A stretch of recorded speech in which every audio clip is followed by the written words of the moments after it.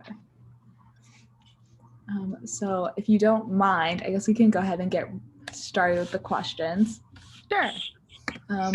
First, would you please share with us a brief description of your position responsibilities within Phoenix Children's Hospital? Sure. So I am a clinical nurse manager. So that just means I'm managing 3 floors, and they're all acute care, but pediatrics. So our specialty is GI, endocrine, and infection. And then during COVID, now I have a 4th unit, that's our COVID unit. And so I have 4 floors that I'm managing. I manage 150 staff members. And that's both nurses. We call our nurses a PCT, so patient care techs, and then our supervisors. Perfect. So may I ask, why did you choose to work at Phoenix Children's Hospital? And to follow up with that, what are some of the opportunities that the hospital offered for your job as a clinical nurse manager? Sure. So I am originally from Pittsburgh. I moved to Phoenix 17 years ago, and I moved and started working at Phoenix Children's right away. So my background is actually NICU. So I've worked in the neonatal intensive care unit for 15 of my 17 years at Phoenix Children's, both as just a clinical nurse and then as a supervisor. And then I've been in my manager role for 2 years now. But why I wanted to work at Phoenix Children's is, it's definitely a children's hospital.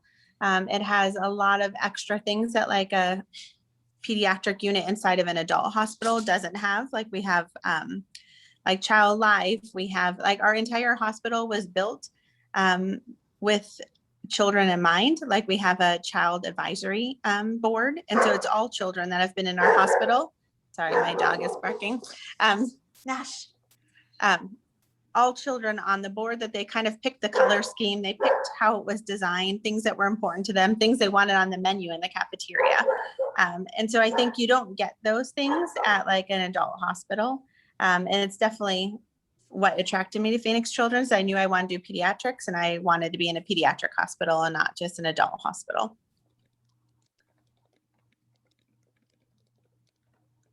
Was there more to that question? My question for you, Gretchen, is what are the top 4 challenges facing your 4 floors at Phoenix Children's Hospital? And okay. All right, yep. Yep, go ahead. I'm just going to shut my door so you don't have to listen to Nash barking outside. So the top 4 challenges at Phoenix Children's or my job? Sorry, Connor, I didn't hear all of that. I would say at your job at Phoenix Children's Hospital. Okay. I would say, mostly I'm responsible for staffing.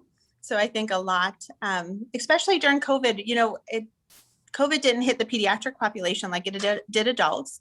And where our census actually dropped, we weren't able to do scheduled surgeries. And so like our census for a long time was low.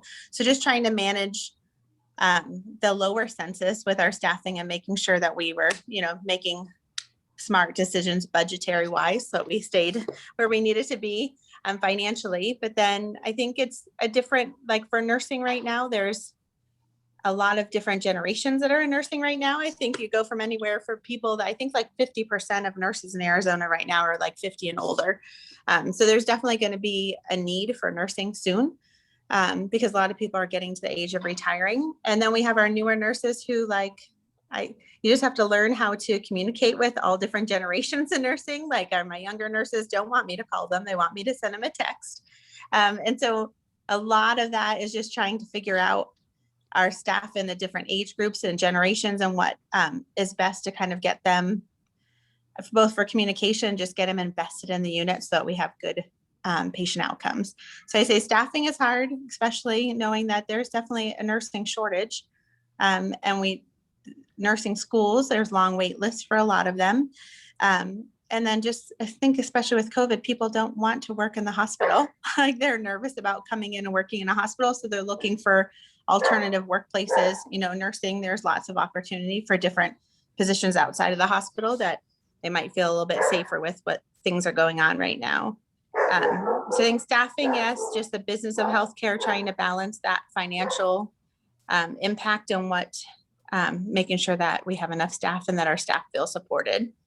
Let me see, what else? I think it's like, there's definitely a competition for nursing talent right now. There's just not a lot out there. And a lot of like, there used to be a thing where you didn't want to job hop around. Like it looked bad on your resume if you had, you worked at 5 different hospitals in the last 10 years, but that's not the same anymore. So it's just hard to keep nurses like invested in wanting to stay with you. And so it's just a lot of work with, trying to make sure that everybody has the best benefits, that we're giving all of the, the best pay, the best health benefits to keep people working for us. And then I think the kids that we are seeing are a lot sicker. I think mostly from COVID, a lot of parents are afraid to bring kids in. So people who would normally come in just for elective procedures are putting those off. A lot of people aren't even going to see their primary care physician. So diagnoses are getting missed and they're coming in really sick. And then I think even them not being in school, like there are a lot of things that teachers catch. And so these younger kids that are not in school, we're seeing patients come in with like advanced hematology and oncology diagnoses that are a lot sicker, and we're struggling taking care of them. I think I gave you more than 4. You're good. Okay, that's better for us. Okay, so my question is like, what is like the typical procedure to like deal with these challenges? So I think we have an HR department, and there's a compensation department. Their only job is kind of to look at like where our benefits are compared to other hospitals in the Valley, and then like nationally too. I would say Phoenix Children's, because we're the only children's in Phoenix or in Arizona, that it's easy for them to probably pay on the lower end, because if you want to be a pediatric nurse, we're kind of the only game in town.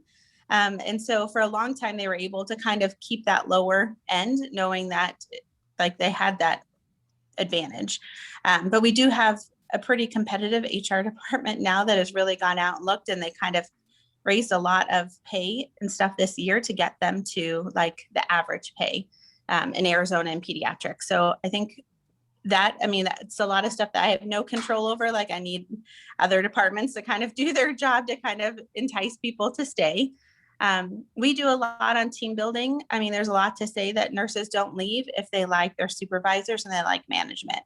And so I'm I'm just a manager who's always out there on the unit. I know everybody by their first name. Like I know what's going on in their lives. And I think just that investment on my end into them makes them want to stay. They also, they're a great team. It's just, I came into a great team. We've kind of fostered a good culture that people stay because they like who they work with too. So I'd say a lot on, number one is our benefits, because that's always why people stay, is because of pay. And then just doing stuff on our own just to keep people engaged and wanting to stay and work on our unit.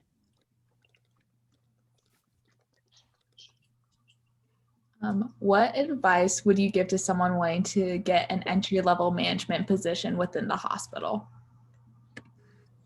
I would say entry level, it's good to have the background. Like I think it helps a lot if you are a nurse who's worked in that hospital, so you kind of know how it works. I think if you come into a new hospital and you kind of have to figure all of that out on your own, it's good to know the culture that you're going into to make sure that you're a good fit there. You don't want to go in somewhere that you just are going to not enjoy your job.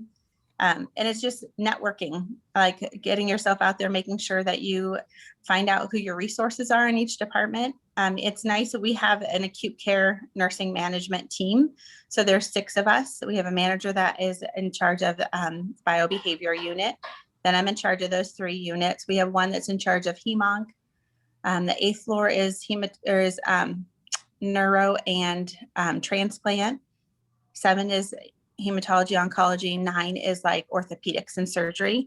So we all meet once a week along with our VP. Our nursing structure is, there's bedside nurses and there's clinical supervisors. Then there's the clinical manager. And then my boss is the VP of acute care. And then we have a CNO that is like the chief nursing officer. So that's kind of how our leadership grows. So we meet every week with all of our manager group along with our VP. And I think just sometimes we have agenda. Sometimes it's just us sitting and kind of talking through things, because what might be happening on my unit might have happened on another unit, and we can kind of, brainstorm and figure out ways to help each other. So I think just having that support is huge, and I think you need it. I think a brand new manager, you should probably have some kind of structure where you're like paired up with a more senior manager to kind of, that mentoring. You just definitely need it your first year, maybe even your first couple of years, just having that mentoring relationship with somebody that you can go to with questions.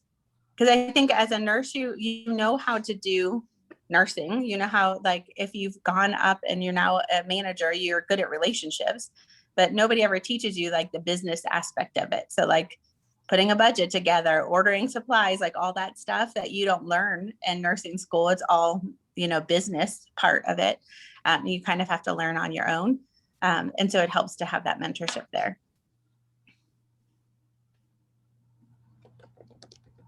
And for our last question, what would you say would be your best piece of advice to offer to a young professional entering the field of healthcare administration? I would say check out where you're going. Make sure that you're a good fit for the culture of the hospital that you want to go to. Definitely, it helps, I think, in any entry-level job. It's nice when you go in with a group and you kind of have an orientation together. So you have those peers that you can talk to about things that are happening, and also just finding that resource, that one person that you're going to have as your mentor that you feel like you can go to and ask questions and kind of let them continue to guide you throughout your career. And stay in school, keep going, keep getting more. Most hospitals that you work at will pay for you to go back to school. So keep going, keep getting more education, and make yourself more marketable for sure. Thank you.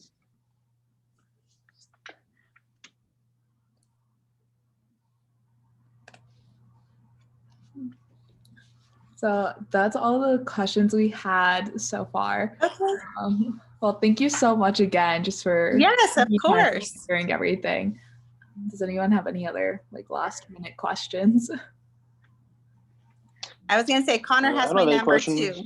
So if you guys come up with questions and you want to, Connor has my information, can definitely give me a call or give me a text, whatever we want to do, and I can answer anything else you guys need. Thank you so much for your time. Thank you. Oh, you're very welcome. Of course. Enjoy your last couple of weeks are you guys done at the end of beginning of May also? Mm-hmm. Yeah. Okay. Enjoy your last couple of weeks. Good luck on finals. Thank Thank you. Thank you so much, Gretchen. Take care. We'll see you soon, Connor. Bye-bye. Bye.